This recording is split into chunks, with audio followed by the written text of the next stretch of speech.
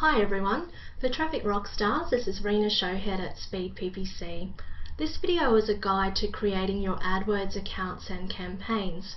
And in this video you'll learn how to create a Google AdWords account from scratch and how to start campaign creation and the best settings for profit. To start off with, you'll need to bring up adwords.google.com, and this is a page that will then come up.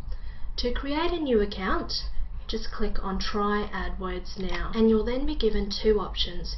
You can enter in an existing email address and password that you already use for other Google services such as Gmail, or you can indicate that you don't use any of these services and set up a brand new email and password. So that's what I'm going to do now. And once you've done that, just enter in the characters that it has in the picture and create your account. You'll then need to set up your time zone and your currency preferences, and just be wary, this is permanent, so whatever you set it up with originally, that's what your account will stay in and you won't be able to change it later. So this is also the same with your reporting. When it counts a reporting day, it's going to do it in the time zone that you're in. So we're here in Australia at Speed PPC, so I've put in Australia and Brisbane,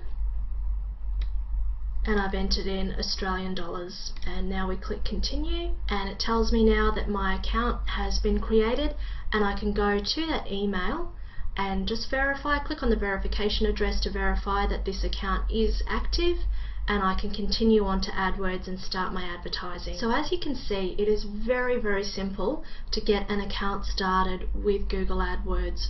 Once you've verified it, we'll go in and take a look at what else you need to do. Once you've confirmed your account and you can go into it, log in, and the first thing you'll need to do is go into billing and set your billing preferences. So you can enter your method of billing as post-pay billing, so pay after the fact, or enter in a prepaid amount. Usually though, I have it set to post-pay billing. And you can also enter in your credit card details and also a backup credit card if your initial credit card fails, so that's always a good thing to have. Once you've entered in your billing details, you're ready to get started creating your accounts. To create a campaign, you just go to the Campaigns tab of your AdWords account, and then you'll see under Campaigns again a button for New Campaigns. So click on that, and what you'll be able to do is enter in a campaign name. Under campaign settings, you can also enter your geo-targeting, which are the locations and languages that you're targeting in. So you can set your campaign to all countries if you're marketing globally. You can set it to a specific country, state, and even down to city. In the advanced options, you can also enter in on a map the specific contact area. So if you're just a local business, you can enter in the suburbs around you that you want to market to. With your languages, Google doesn't translate any languages or anything, so you do need to specify the language that your ads are going to be entered in.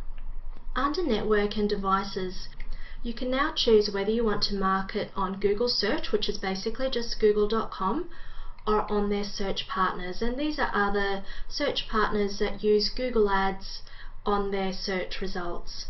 You can also market to Google's content network, where your ads will appear on certain advertisers' pages that have signed up to be in Google's content network, and that allows you to put ads on relevant sites for the product or service that you're marketing. You can also set devices, and unless you're marketing on mobiles or iPhones, then you could probably untick this and make sure it's just set to desktop and laptop computers.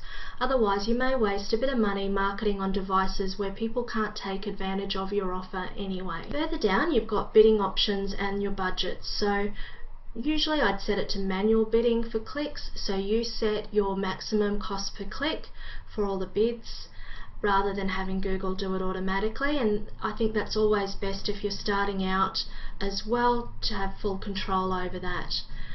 Your budget, you can enter in your daily budget in the currency that you're marketing in. For position preference, Google does allow you to state what position you want your ad in, and you also have to be bidding enough to reach that position. But say you found that you got the most conversions and the most profit when your ad was in position 5, then you can tell Google, I want my ad to appear in position 5 where possible. So to do this, you'd need to set that position preference to on. Initially, when you're setting your ads, it might be an idea to use this so that you don't appear in the higher positions if you want to manage your budget and make it last longer. When I'm starting out, I'd have it set to off to show ads in any position, and then you can work out which positions work the best, what gets you the most profit, and if you find that there's a sweet spot there, you can then enable the position preference and tell Google where you'd like your ads to appear if possible. Now, if you're not bidding enough for position 1, then stating your preferred position as 1 is not going to get you there. So you do need to be bidding enough for the position preference that you're choosing. Under delivery method, you've got two options: standard to show ads evenly over time, or accelerated to show ads as quickly as possible. Now, accelerated is more telling Google that you want your ads to show at every possible opportunity, and this is good because you want that to happen. So where possible, accelerated is the best option. Standard, showing ads evenly over time, could mean your ads don't show at crucial periods. So if your daily budget is only enough to show your ad for half the day, then Google is going to spread your ads evenly over the whole day, and you're going to miss a lot of opportunities. And what may happen is you won't realize that your ads aren't actually lasting throughout the day. It could show intermittently and miss your peak periods. So even if you're looking to manage a smaller budget, it's still best to use accelerated and then manage your peak times through the ad scheduling. Under ad extensions, you could also use this option, as it says, to include relevant business information with your ads, and that usually includes addresses and also phone numbers. The other very important setting is schedule, start date, end date, and ad scheduling.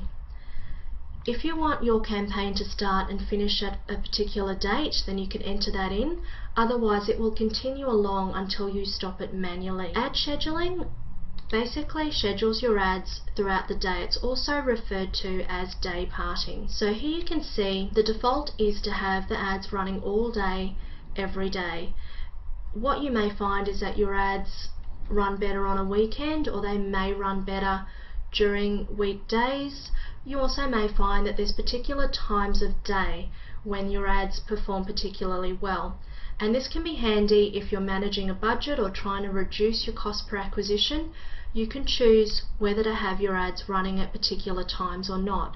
So for example, here I could set Saturday to not running at all. I could set Friday and say that my peak time is between 7 AM and 10 AM. I can also add another period and keep adding different periods throughout the day to manage my budget better. And this can be good as well during seasonal times when you have peak times and you need to make your budget last for the whole day. The next setting is ad delivery, rotation, and frequency capping. Once you've entered ads into your campaign, you'll have two options there, and one is to rotate your ads evenly, and the other is to optimize, which is Google will show the ad that has the highest click-through more often. Now this is not ideal. You really want your ads to show evenly because this allows you to test each one equally against the other. And also Google's methods of determining which ad is the best aren't necessarily the best ones for you. So for example, the highest click-through rate ad may not actually be the biggest earner. So what you want to do with ad rotation when you have it here is to state that you want to rotate your ads evenly, and you can then test them evenly and fairly against the other. And frequency capping is for the content network, and it's similar to putting an end date on your campaign. You can say that you want your ad to show a specific number of times and no higher. Demographic bidding is mainly for content network again.